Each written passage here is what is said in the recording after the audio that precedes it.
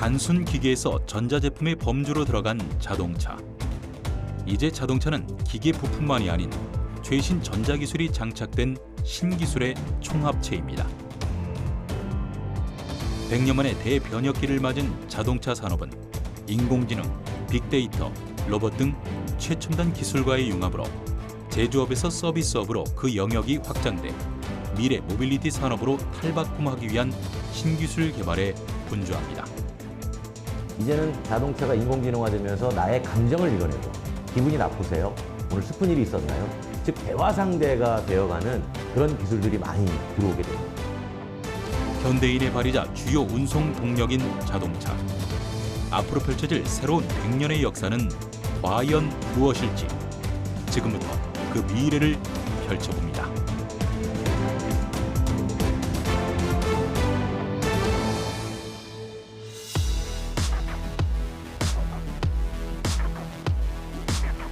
좁은 골목길에서 장애물을 만난 자동차. 앞바퀴와 뒷바퀴가 동시에 방향을 틀며 사선으로 움직여 장애물을 빠져나갑니다. 지금껏 볼 수 없던 새로운 움직임인데요.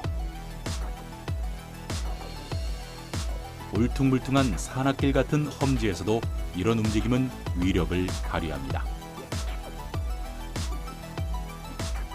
혹 목적지를 지나쳐 왔다면 유턴을 해 자동차의 방향을 돌려야 하는데요. 앞으로 네 바퀴를 움직여 그 자리에서 방향을 돌릴 수 있습니다. 네 바퀴가 자유롭게 움직이니 공간이 충분치 않은 곳에선 차를 옆으로 움직여 간단히 평행 주차도 할 수 있죠. 이런 기술을 가능하게 한 건 바퀴의 진화. 지금까지 바퀴는 쉽게 굴러가는 도구로 수동적인 부품이었다면 앞으로는 그 자체가 자유자재로 움직이며 자동차의 위치를 바꾸는 능동적 도구가 되는 겁니다. 바퀴 하나하나가 독자적으로 움직이는 로봇처럼 말이죠. 이처럼 바퀴가 독자적으로 움직일 수 있도록 하는 건 전기 에너지인데요. 기존의 내연기관 자동차는 엔진의 동력을 축을 통해 바퀴에 전달해 바퀴의 자유도가 낮았지만 전기차는 바퀴별로 전력을 공급할 수 있어 개별 동력을 가질 수 있기 때문입니다. 내연기관의 제약에서 벗어난 자동차, 그리고 AI와 로봇 기술과의 융합으로 자동차는 단순히 도로를 달리는 것과는 다른 형태로 진화하고 있습니다. 그러니까 기본적으로 자동차는 이동수단의 역할을 해왔는데 그 이동수단에서 더 나아가서 일종의 프라이빗한 생활 공간으로 지금 변화를 해가고 있는 중이죠. 그러려면 운전이라는 노동에서 인간이 해방이 돼야 그 안을 온전하게 하나의 스페이스로서 활용을 할 수 있게 될 텐데 지금의 모든 기술은 어떻게 하면 스티어링 휠에서 인간이 손을 뗄 수 있을까? 그쪽 방향으로 진화를 하고 있는 거죠. 첨단 기술을 무장한 IT 기업들이 앞다퉈 혁신 제품을 공개하는 행사가 있었습니다. 바로 2022년 1월 5일부터 7일까지 미국 라스베이거스에서 열렸던 세계 최대 가전 IT 제품 전시회 CES인데요. 이곳에서 대세를 주도한 건 친환경, 그중에서도 전기차와 자율주행차였습니다. 그 바탕엔 자동차와 IT가 결합한 다양한 모빌리티 기술이 있는데요. 전통적인 완성차 업체들은 자동차를 넘어선 새로운 모빌리티로 영역을 확장하고 있고 IT 업체들은 소프트웨어 기술력을 바탕으로 새로운 도전에 나서며 미래차 시장의 빅뱅을 예고했습니다. 결국은 융합을 어떻게 해주느냐가 관건이라고 보시면 좋을 것 같아요.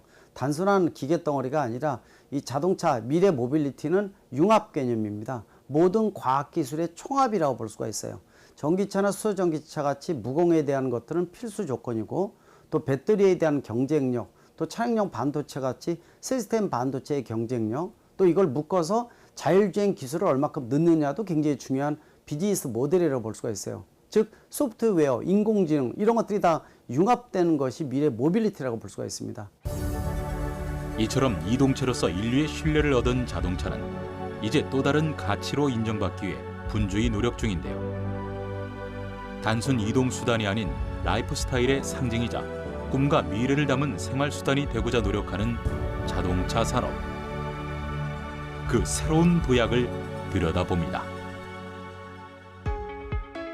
자동차의 대중화는 편리성과 속도성은 좋지만 환경엔 치명적이었습니다. 화석 연료를 태워 동력을 발생시킬 때 분출되는 배기가스가 공기 중에 물질과 섞여 미세먼지를 발생시켰기 때문인데요. 이는 황산염과 질산염, 탄소류 등으로 나타나 전체 미세먼지 발생량의 3분의 2를 차지하고 있습니다. 때문에 세계 각국은 이를 줄이기 위한 결심을 했는데요. 최근 EU의 의결기관인 유럽의회는 내연기관 신차에서 이산화탄소를 100% 줄이는 안건을 통과시켜 사실상 2035년부터 EU 27개 회원국에선 내연기관 신차 판매가 금지됐습니다. 이제 100년 넘게 인류의 동력이었던 내연기관차 시대가 저물고 있습니다. 전 세계적인 탄소 중립 움직임 속에 글로벌 완성차 업체들도 디젤, 가솔린 차량 생산 중단 계획을 발표하고 있는데요. 빠르면 2030년, 늦어도 2035년까지는 모든 차종을 전동화하겠다는 겁니다. 이에 따라 세계 각국의 전기차 판매 속도가 가파르게 상승하며 전기차에 대한 소비자들의 관심도 늘고 있는데요. 국내에서도 2022년 9월 기준 전기차 등록 대수가 34만 대를 돌파했습니다. 무공해차인 전기차라든지 수소 전기차의 흐름이 가속화되는 것은 의무라고 볼 수가 있어서 대한민국이 4대 중에 3대를 수출하는 국가 입장에서는 상당히 이런 국제 규제가 앞으로 미래의 산업 활성화라는 측면에서 풀어야 될 숙제라고 보고 있고, 분명히 해결되지 않는다면 국내의 산업 발전에 큰 영향을 준다고 볼 수가 있어서 이 모빌리티, 특히 탄소 중립에 대한 의무, 이 부분들은 더더욱 중시해야 되는 요소라고 볼 수가 있습니다. 이미 상용화에 성공한 전기차는 자동차의 근본인 동력을 화석에서 전기로 전환하는 자체가 신기술.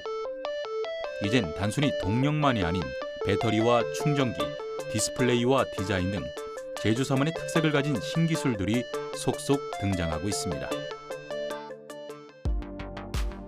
독일의 한 완성차 업체에서 공개한 전기 콘셉트카는 차량 내부 공간을 극대화한 기술로 눈길을 끌었는데요.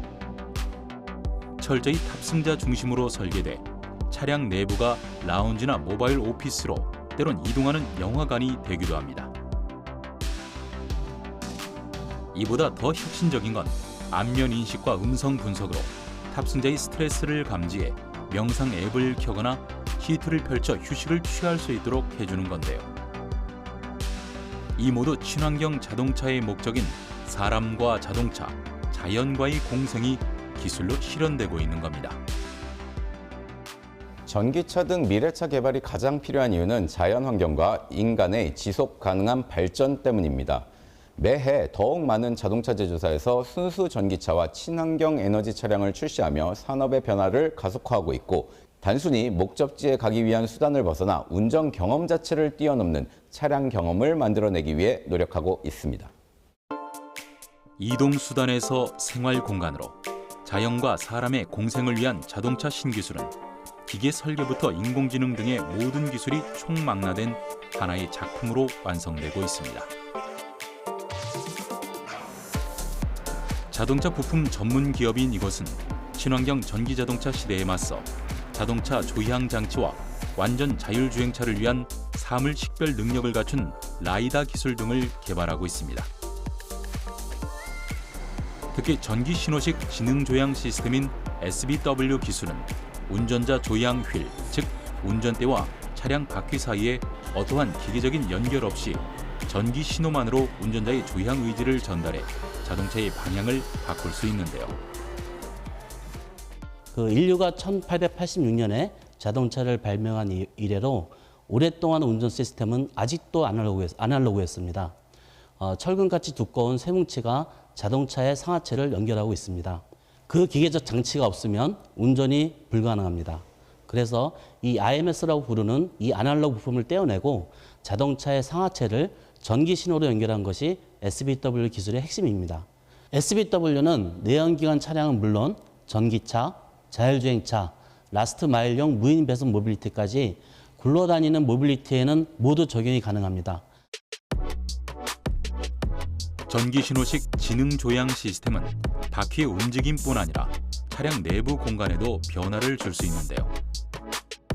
운전대와 브레이크가 고정돼 있지 않기 때문에 운전대를 원하는 곳에 설치할 수 있고 필요에 따라 넣었다가 뺄 수도 있습니다.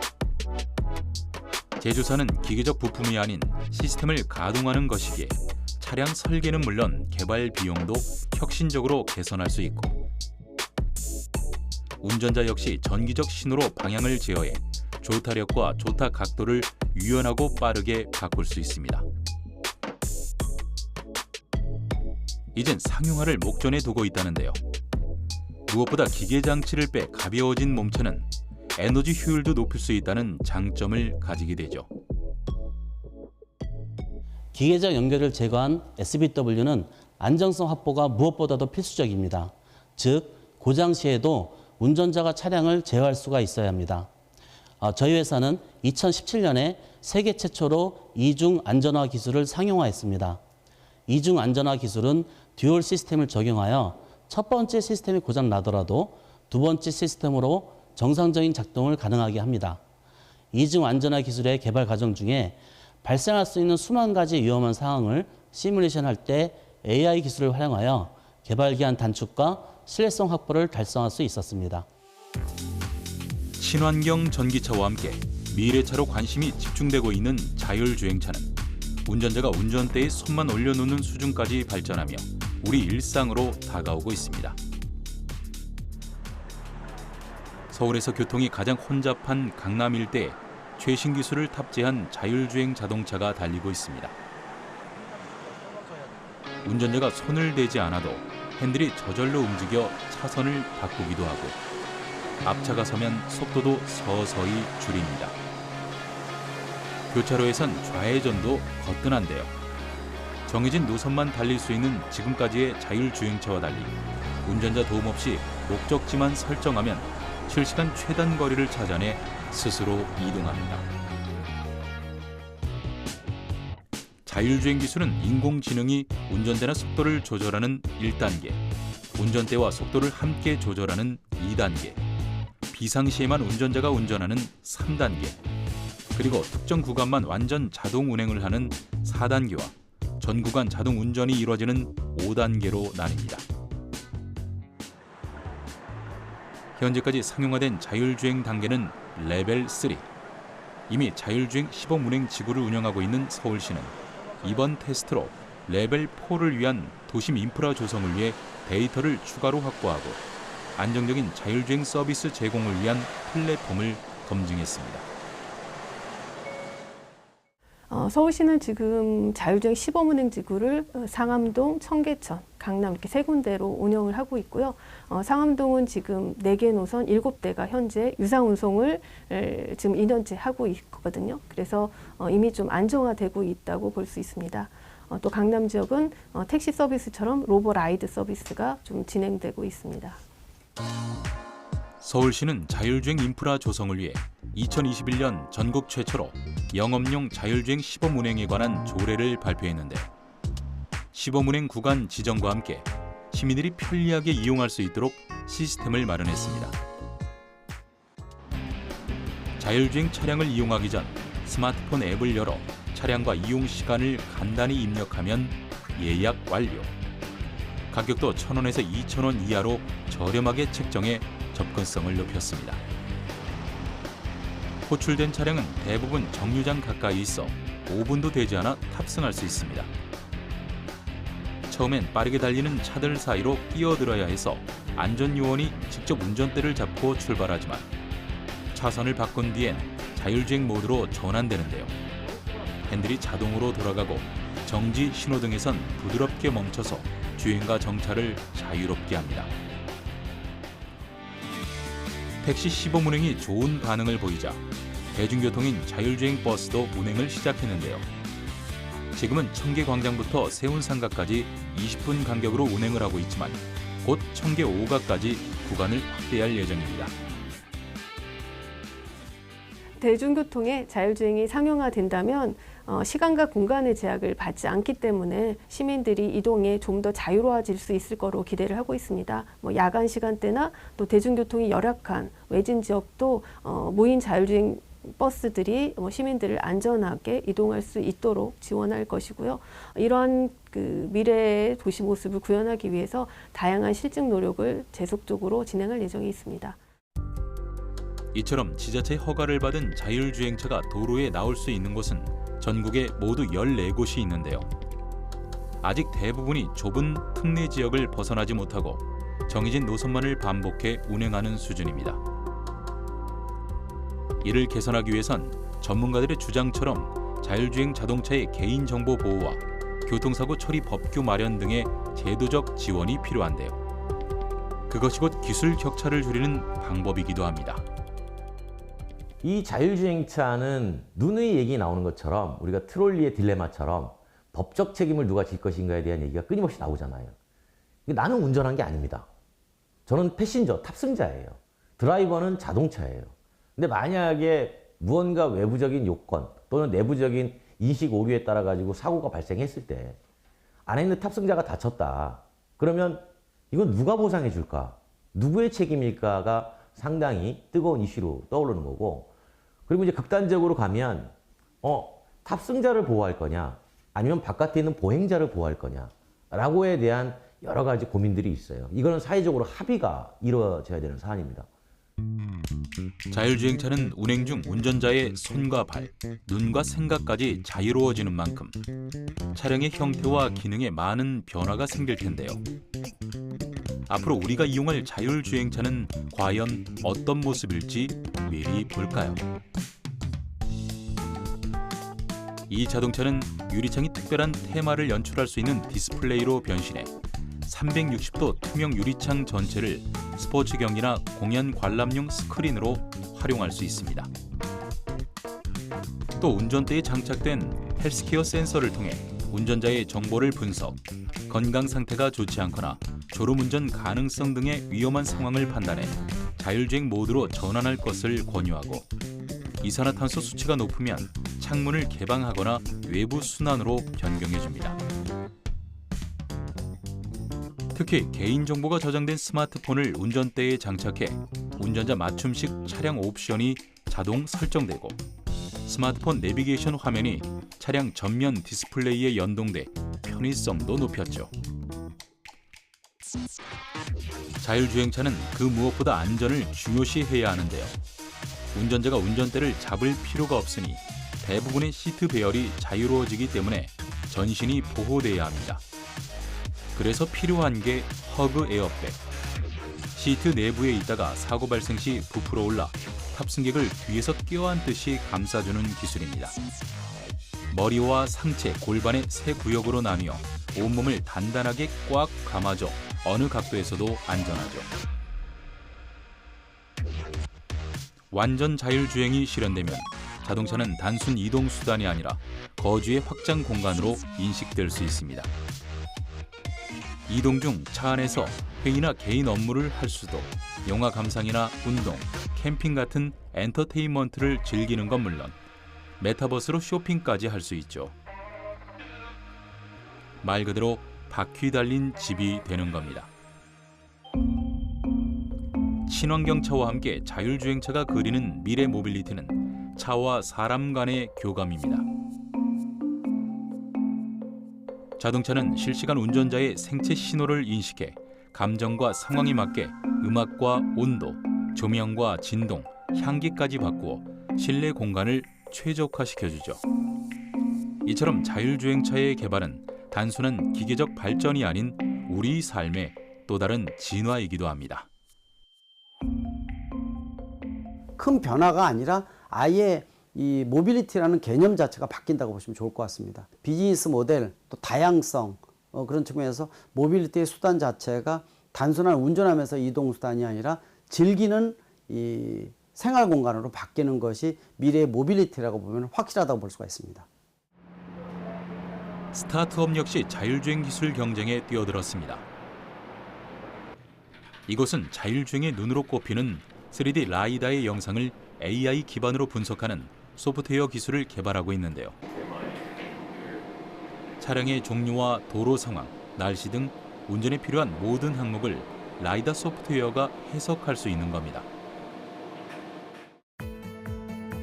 대부분 하드웨어 개발에 집중하던 때 이곳은 소프트웨어의 중요성을 인식해 한 걸음 앞서 나간 기술을 개발한 건데요. 인프라 기반의 자율주행, ATI 기술이 그것입니다. 저희 기술의 독특한 점은 뭐냐면은 보통 차량도 커넥티비티만 있으면은 자율주행이 되는 기술이고요. 차 안에는 추가적인 하드웨어, 카메라라든지 레이더라든지 라이다를 장착하지 않는 그런 기술입니다.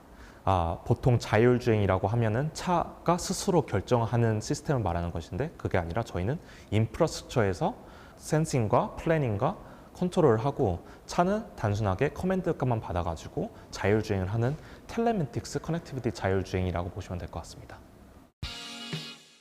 기존의 자율주행은 개별 차량의 내외부에 탑재된 센서와 소프트웨어를 활용하지만 인프라 기반 자율주행 기술은 개별 차량이 아닌 건물이나 가로등 같은 기반 시설에 배치된 센서와 연결합니다. 컴퓨터의 무선 랜과 같은 메시 네트워크로 주변 환경을 포착해 차량의 위치 등을 파악해 원격으로 자율주행을 할 수 있는 거죠. 이 기술을 활용하면 모든 영역에서 운전자의 개입 없이 자동차를 운행하는 레벨 5의 완전 자율주행이 가능해지는데요. 이를 조종하는 것을 레벨 5 컨트롤 타워라 부릅니다. 이 기술을 구현해 수백 대의 차량을 군집 주행할 수 있도록 하는 게 목표인데요. 한 예로 완성차를 수출하기 위해 선박으로 차량을 한 대씩 운전해 옮기는 작업을 운전자 없이 모든 차량을 스스로 주행하도록 해 선박으로 옮길 수 있는 겁니다. 각각의 자동차는 장애물과 위치, 방향을 스스로 감지해 접촉을 방지하면서 목적지까지 이동하죠. 보통 차를 만들면은 저희한테 배달되기 전까지 보면은 빵키로가 아니라 막 100km, 150km 정도 찍혀 있어요. 그건 뭐냐면은 차가 만들어지고 나서 저희한테 배달되기 전까지 주차장을 여러 번 지나요. 주차장을 여러 번 지나는데 이거를 자동차 물류라고 하거든요. 저희 레벨 5 컨트롤 타워는 ATI라는 기술을 가지고 이런 자동차 물류 쪽에 들어가는 이제 비용을 줄여주기 위한 이제 자율주행입니다. 전체적으로는 저희가 공도로에서 직접 이제 경험할 수 있는 자율주행보다는 이런 산업의 효율성이라든지 비용을 줄여주는 자율주행 기술이라고 보면 되겠습니다. 비용 효과는 제작 과정에서도 나타나는데요. 개별 차량에 카메라나 레이더 등을 장착하지 않고 보통의 커넥티브 시스템처럼 이미 차량 내부에 장착된 운전자 보조 시스템인 ADAS와 기반 시설의 센서를 연결해 원격 조종하기 때문입니다. 때문에 상용화 과정도 단축시킬 수 있을 것으로 예상하고 있죠. 저희가 부분 상용화가 됐어요. 부분 상용화가 됐지만은 정말 100% 상용화까지는 그 검증을 받아야 돼요. 얼마나 시스템이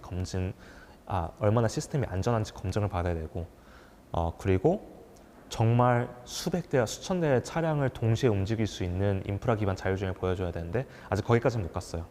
그래서 이제 안전하다는 검증, 그리고 두 번째로는 수백 대 수천 대를 동시에 이제 움직일 수 있는 정말 스케일러빌리티를 보여줄 수 있는 기술력을 좀 이제 풀어야지 저희가 정말 이거는 어딜 가든지 상용할 수 있는 기술이라고 하는데 그게 숙제로 남아 있습니다.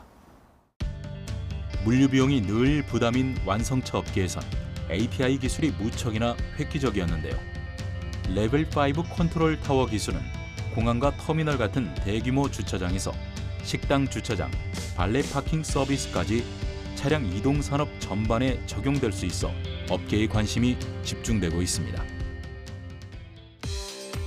자율주행차 개발에 있어 가장 중요한 과제는 안전인데요. 때문에 그 성능을 검증하고 평가하는 기술 또한 진화하고 있습니다. 이곳에선 5G를 기반으로 자율주행 평가 장비와 관제 환경을 구축해 자율주행 융합기술 실증 플랫폼 구축을 추진하고 있는데요. 자율주행차 성능 평가 과정은 크게 3단계.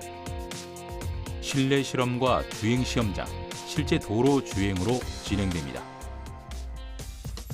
먼저 실내에서 야외 도로와 같은 가상 환경을 만들어 차량의 성능 시뮬레이션을 하는데요. 다양한 부품 단위의 성능을 평가합니다. 기후 조건과 주행 모드별 연비, 도로 부하 조건에 따라 어떻게 달라지는지 세세한 부분까지 확인하는데요. 평가의 목적이 안전이기 때문입니다. 이어 자율주행 도로를 만들고 개발 중인 차량을 직접 운행하면서 성능을 평가하는 주행 시험이 진행되는데요. 도로교통 상황이 통제되는 조건에서 차량의 다양한 성능을 반복적으로 재현해 성능을 더 향상시키기도 합니다. 자율주행차에서 가장 중요한 부분은 주행 안전성을 확보하는 것입니다. 자율주행차는 다양한 부품과 신기술이 접목되어 있는 새로운 차종이기 때문에 이러한 차종이 실제 도로에서 충분한 성능 검증과 시민들한테 생명에 위협을 주지 않도록 하는 검증 작업을 통한 주행 안정성이 가장 중요하다고 할 수 있습니다. 각종 성능 검증 센서가 설치된 시험 도로를 달리면서 자율주행의 모든 기능이 제대로 작동되고 있는지 확인한 후 도로교통 상황이 돌발적으로 발생하는 실제 도로에서 최종적인 점검을 진행합니다. 이 모든 테스트에서 통과해야 자율주행의 안전성이 입증되는 거죠. 그 시각 중앙관제센터에선 현재 도로를 달리고 있는 자율주행 차량과 다양한 노변 장치로부터 수집된 정보를 모니터링해 안전성 분석 기술과 데이터 분석 기술을 확보하고 있습니다. 지금 대구 자율주행 테스트베드는 총 시험 가능한 조건의 도로 길이가 75km입니다. 이 75km는 이제 국내에서 자율주행차를 연속적으로 테스트할 수 있는 가장 긴 주행 테스트 코스가 되겠고요. 이 코스 내에서 저희가 이제 테스트하고자 하는 목적은 자율주행차의 부품과 시스템과 그리고 차량 단위에서의 성능을 각각 평가하고 궁극적으로 자율주행차의 부품과 시스템의 성능을 육성하기 위함입니다. 새로운 기술을 선보이기까진 이처럼 수많은 과정과 노력이 필요한데요. 이곳에선 검증뿐만이 아닌 새로운 기술을 개발해 기업에 제공하는 역할도 하고 있습니다. 전기차의 핵심은 배터리와 충전기, 그리고 자동차의 엔진과 같은 모터입니다. 이곳에선 전기차에 장착될 차세대 모터를 개발하는 중인데요.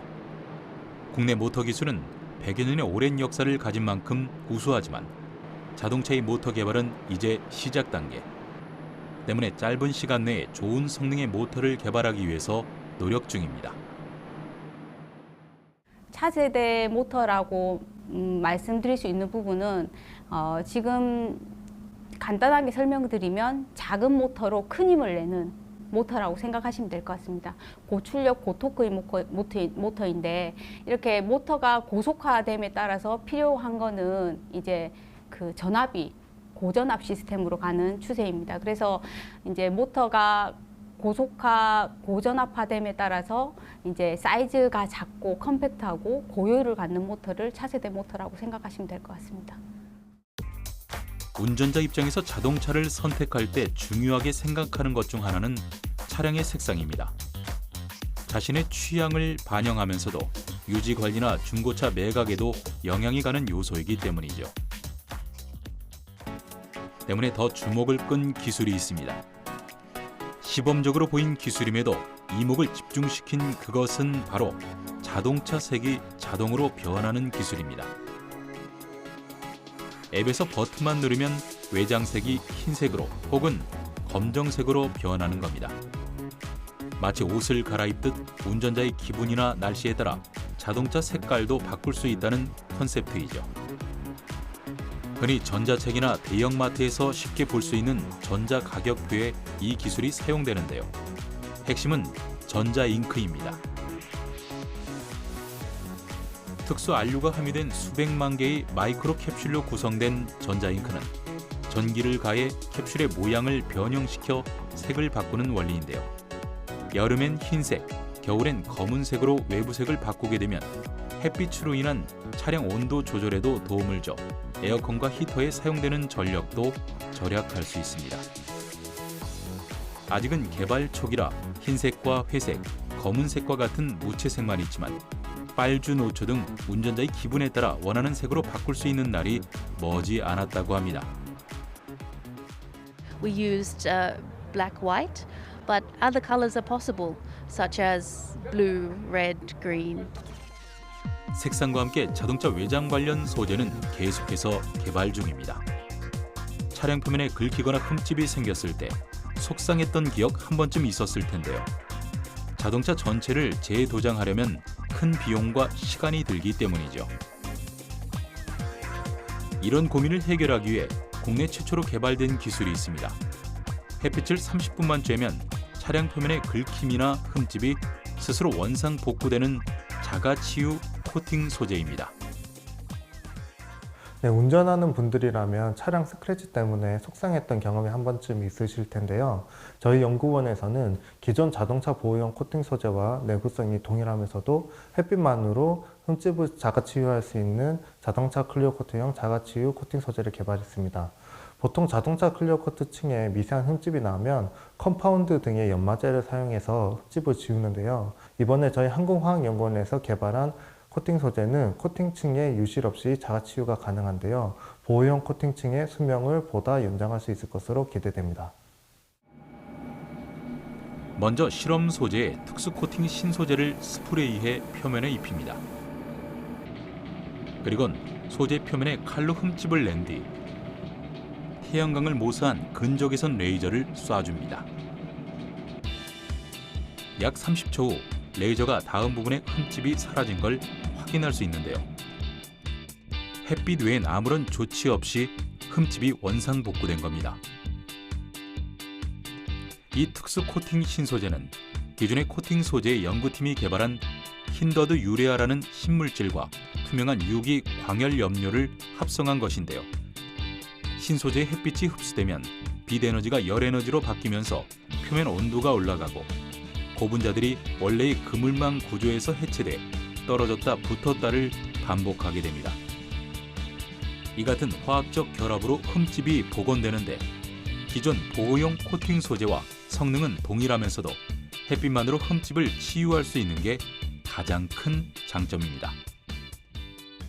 저희가 개발하고 있는 자가치유 코팅 소재는 태양광을 이용해서 손상이 된 부분을 스스로 회복하는 소재로 이제 고가의 자동차나 이제 전자제품, 렌즈 등의 보호용 코팅 소재로 사용될 수 있습니다. 제품 표면이 이제 손상되어서 미관상 보기 좋지 않거나 이제 기능성이 떨어지게 되면은 새로운 제품을 구입하거나 이제 그 손상된 부분을 다시 코팅하는 과정을 거쳐야 하는데요. 이때 많은 양의 에너지랑 물질을 사용하기 때문에 이제 오염 물질이 발생되어서 환경적으로 문제가 될 수 있습니다. 이제 개발 중인 자가치유 코팅 소재는 이런 문제점을 해결할 수 있어서 친환경 코팅 소재로서의 파급 효과가 클 것으로 기대하고 있습니다. 아직은 자동 세차 기계로 인한 긁힘 같은 보호 코팅층이 완전히 벗겨나가지 않을 정도의 긁힘에서 자가치유 능력이 있지만 기업들과의 협업으로 기술 향상이 빠르게 이루어지고 있어 머지않아 전체 코팅층의 완전 자가치유도 가능할 것으로 예상됩니다. 연구팀은 지금보다 내구성을 더 향상시켜 자동차와 스마트폰, 컴퓨터 등의 코팅 소재로도 쓰일 수 있도록 노력하고 있습니다. 개발한 소재를 상용하기 위해서는 특히 광열염료의 전기 내구성을 향상시키는 연구나 소재의 가격 경쟁력을 향상할 수 있는 전략이 필요합니다. 안전성이 우수한 저가형 광열염료를 계속해서 개발하고 있고요. 빠르면 3년에서 한 5년 내에 상용화하는 것을 목표로 하고 있습니다. 미래 자동차는 하나의 기술로 완성되지 않습니다. 사물 인터넷과 인공지능, 로봇 기술 등 최신 IT 기술이 모두 모인 결정체입니다. 그중 사물 인터넷을 통해 미래차의 밑그림을 그린 곳이 있는데요. 바로 커넥티드 카입니다. 각종 사물이 통신을 통해 자동차와 연결되는 서비스인 커넥티드 카는 자동차 자체가 통신 기기가 된다는 의미로 거대한 사물 인터넷 기기라고도 하죠. 실시간으로 경로를 탐색하고 스스로 차량을 진단하는 것은 물론 스마트폰 앱으로 원격으로 시동을 걸고 문 열기와 공조 기능까지 제어합니다. 반대로 운전 중엔 자동차 내에서 음성으로 집의 가전이나 문 잠김 등의 명령을 내리는 스마트홈 서비스를 이용할 수도 있죠. 말 그대로 자동차와 집, 그리고 나를 연결하는 초연결 시스템을 통해 새로운 라이프 스타일을 실현하는 겁니다. 이 모든 것이 이루어지는 핵심은 차량 자체의 소프트웨어인데요. 기존의 차량은 한 번 출시되면 성능 개선이나 기능의 업그레이드가 없거나 제한적이었습니다.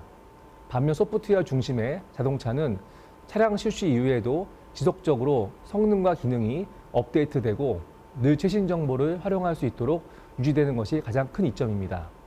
쉽게 말해 스마트폰처럼 업데이트를 통해 성능을 개선할 수 있어 시간이 지나도 얼마 전에 구입한 것처럼 최신의 기능들을 자동차로 사용할 수 있게 되는 거죠.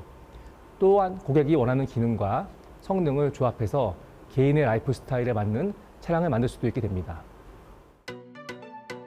자동차 소프트웨어를 잘 운영하기 위해선 인공지능은 필수인데요. 운전자와 차량에 관련된 모든 데이터는 자동차 내부의 서비스는 물론 제조 공장에서 작업자를 도와주는 역할도 할 수 있기 때문입니다. 인공지능은 우리 생활 곳곳에 쓰이고 있고 전 세계가 연구에 매진하고 있는 기술인 만큼 미래 자동차 기술에서도 빼놓을 수 없는 기술입니다.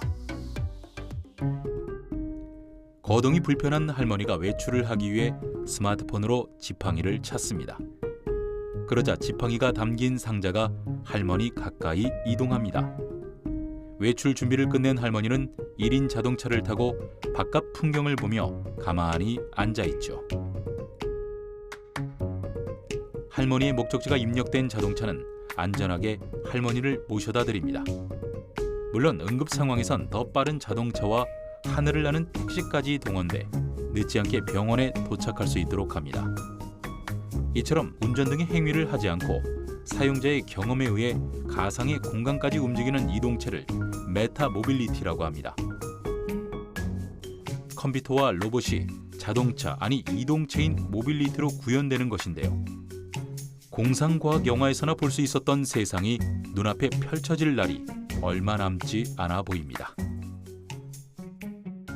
저희가 그리는 미래 모빌리티는 AAM, PBV, 로보틱스 등 굉장히 다양한 모습으로 나타납니다. 먼저 미래 항공 모빌리티인 AAM이 있습니다. 도심 내 그리고 지역 거점 사이의 이동 효율성을 극대화해서 교통체증을 해결하고 인류가 제한 없이 이동할 수 있도록 하늘 공간을 확장합니다. PBV는 이름 그대로 사용 목적이 뚜렷한 목적 기반 모빌리티를 뜻합니다. 용도에 따라서 카페, 식당, 병원 등의 시설로 변신이 가능해서 말 그대로 자동차가 단순한 이동수단을 넘어서 삶의 공간이 되는 것을 말합니다. 로보틱스 또한 저희가 그리는 미래 모빌리티 세상의 중요한 요소입니다. 로봇이 정밀하게 진화할수록 사람은 더욱 안전하고 편리한 삶을 영위할 수 있게 됩니다. 로봇 부품 제조부터 스마트 의료 솔루션 구축까지 로봇 공학을 활용한 새로운 가치 사슬을 창출할 예정입니다. 로봇과 모빌리티의 만남인 메타 모빌리티 세상은 기술적인 진보와 더불어 사람이 가진 한계를 극복하는 또 다른 의미의 진화입니다. 이제 그 신세계가 펼쳐질 날이 바로 우리 앞에 다가왔는데요. 도심 항공교통인 UAM이 그 첫 주자입니다. 하늘을 나는 자동차, 비행기를 타고 출퇴근을 하는 상상 속의 일상이 이미 실현 단계에 도달한 거죠. UAM의 기존의 비행기와 다른 점은 전기에너지와 자율비행, 저소음 공법 등 미래 모빌리티 기술이 적용된 도심 교통수단이라는 건데요. 헬리콥터와 드론을 결합한 형태로 수직 이착륙이 가능해 복잡한 도심에서도 운행이 용이하기 때문입니다. 또 지정된 장소에서 스마트폰 앱을 통해 호출하면 탑승권이 발급돼 택시처럼 이용할 수 있어 간편하고 무엇보다 빠르다는 게 가장 큰 장점. 때문에 정부와 지자체도 2025년 도입을 목표로 관련 인프라 조성을 서두르고 있는데요. 핵심은 연결성입니다. 도로의 버스와 UAM 같은 현재와 미래의 서로 다른 형태의 모빌리티가 자유롭게 연결되도록 하는 거죠. 자율주행 차량이 출시되어서 이용되는 것도 중요하지만 그 차량과 일반 운전자 차량과의 어떤 혼재 상황에서의 안전한 운행 같은 것들도 준비를 해야 될 것이거든요. 마찬가지로 UAM도 그런 버티포트와 기존 교통 시스템과의 환승 체계를 이루는 그런 준비가 필요하다고 같습니다. 물론 인프라적으로도 그런 어떤 적정한 안전을 담보할 수 있는 그런 입지 선정, 그리고 기존 교통 체계와 원활한 연계가 이루어질 수 있는 그런 곳을 선정하는 것이 중요하다고 할 수 있습니다. 친환경 자율주행차에서 하늘을 나는 자동차까지 새로운 기술의 발달은 교통수단의 확대와 더불어 도로와 하늘 등 모든 공간이 인프라가 되는 시 공간의 한계를 벗어난 새로운 라이프 스타일을 구현하고 있습니다.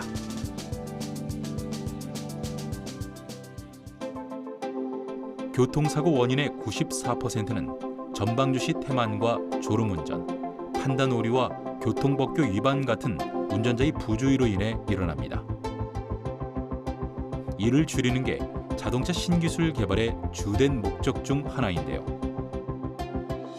자동차와 로봇, 공간의 경계가 허물어지는 시대. 자동차의 진화는 우리가 누릴 서비스 산업에도 큰 변화를 몰고 올 것으로 전망되는데요. 때문에 모두가 안전한, 모두가 누릴 수 있는 보편적인 기술이 될 수 있도록 하는 것 또한 중요한 과제입니다. 이런 교통수단의 디지털화가 디지털 기기를 사용하기 어려운 고령층에게는 상당히 어려운 사용하기 어렵다는 점입니다.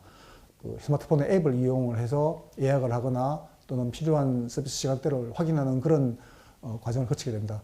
역시 디지털 격차의 문제가 발생할 수가 있는데 이런 디지털 격차를 해소할 수 있는 방향으로 미래의 교통 서비스 또는 교통 수단의 디자인이 필요하다 그렇게 말씀드릴 수가 있습니다. 자동차가 생산되면서 새로운 도로와 신호등 같은 인프라가 생겨나고 관련 법과 제도도 마련됐습니다. 세계 5위의 자동차 산업 경쟁력을 가진 우리 역시 미래차 기술에 걸맞는 새로운 인프라가 조성되고 있습니다. 미래 모빌리티로 새로운 라이프 스타일을 제공하겠다는 자동차 업계의 선언. 이젠 우리 소비자들도 기술 그 이상의 가치를 바라봐야 할 때 아닐까요? 신기술의 향연이 펼쳐질 자동차 산업의 새로운 100년을 기대해 봅니다.